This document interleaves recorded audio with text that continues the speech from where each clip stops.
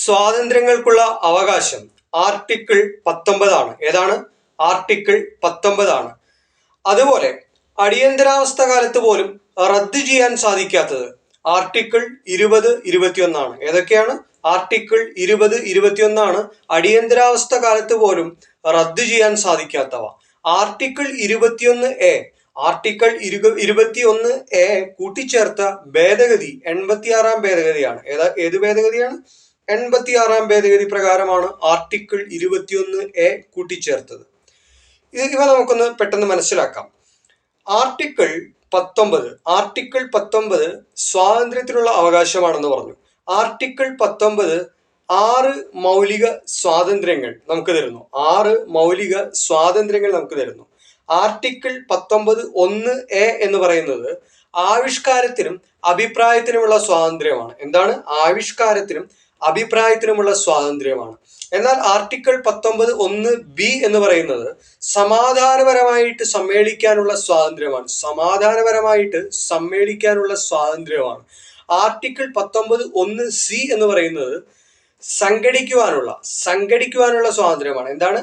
സംഘടിക്കുവാനുള്ള സ്വാതന്ത്ര്യമാണ് article 19(1)C എന്ന് പറയുന്നത്. എന്നാൽ ആർട്ടിക്കിൾ 19(1)D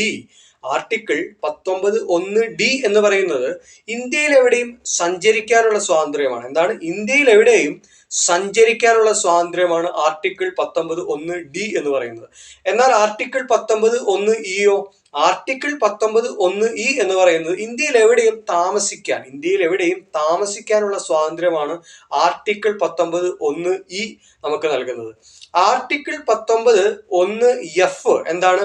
സ്വത്തവകാശമാണ്. എന്താണ്? സ്വത്തവകാശമാണ്. അസാധുവായിട്ടുള്ള അനുച്ഛേദമാണ്. അത് ഇപ്പൊ എടുത്തു കളഞ്ഞു, അത് നിയമാവകാശമായി. അതിനെക്കുറിച്ച് നമുക്ക് വിശദമായിട്ട് പറയാം. എന്തായാലും മനസ്സിലാക്കുക, 19(1)F എന്ന് പറയുന്നത് സ്വത്തവകാശമായിരുന്നു, അസാധുവായ അനുച്ഛേദമാണെന്ന് മനസ്സിലാക്കുക. 19(1)G, ആർട്ടിക്കിൾ 19(1)G എന്ന് പറയുന്നത് ഇഷ്ടമുള്ള തൊഴിൽ ചെയ്യാനുള്ള സ്വാതന്ത്ര്യമാണ്.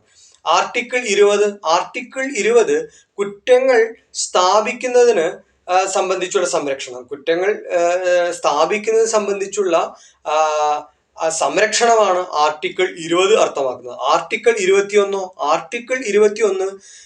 ജീവനും സ്വത്തിനുമുള്ള അവകാശമാണ് ആർട്ടിക്കിൾ 21. അടിയന്തരാവസ്ഥ കാലത്ത് പോലും റദ്ദു ചെയ്യാൻ കഴിയാത്ത മൗലികാവകാശങ്ങൾ ഏതൊക്കെയാണ് നമ്മൾ പറഞ്ഞു? ഏതൊക്കെയാണ്? 20, 21.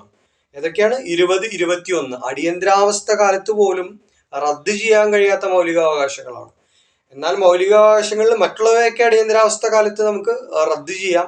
അതുപോലെ പറഞ്ഞു 19(1)F അല്ലെ, ആർട്ടിക്കിൾ 19(1)F സ്വത്തവകാശം മൗലികാവകാശത്തിൽ നിന്നും മാറ്റി നിയമാവകാശമായി എന്നും പറഞ്ഞിരുന്നു. ഇനി നമുക്ക് മനസ്സിലാക്കേണ്ടത് ആർട്ടിക്കിൾ 21A ആണ്. ആർട്ടിക്കിൾ 21A എന്ന് പറയുന്നത് 6 വയസ്സിനും 14 വയസ്സിനും ഇടയിലുള്ള കുട്ടികൾക്ക് വിദ്യാഭ്യാസം സംരക്ഷണം നൽകുക എന്നാണ്. എന്താണ്? 6 വയസ്സിനും 14 വയസ്സിനും ഇടയിലുള്ള കുട്ടികൾക്ക് വിദ്യാഭ്യാസം അതുപോലെ സംരക്ഷണവും നൽകണം എന്നുള്ളതാണ് ആർട്ടിക്കിൾ 21A എന്നതുകൊണ്ട് ഉദ്ദേശിക്കുന്നത്. 86 ഭേദഗതി പ്രകാരമാണ് 2022 ഈ ഒരു അനുച്ഛേദം ഉണ്ടായിട്ടുള്ളത്. ആർട്ടിക്കിൾ 21A വന്നത്. ആർട്ടിക്കിൾ 22 ആർട്ടിക്കിൾ 22 എന്ന് പറയുന്നത് അന്യായമായി അറസ്റ്റ് ചെയ്യുന്നതിന്, തടവിൽ പാർപ്പിക്കുന്നതിന് എതിരെയുള്ള അവകാശമാണ്. അന്യായമായിട്ട് അറസ്റ്റ് തടങ്കലിൽ വെക്കുക, പാർപ്പിക്കുക എന്നുള്ളതിനൊക്കെ എതിരെയുള്ള അവകാശമാണ്. കരുതൽ തടങ്ക് നിയമപ്രകാരം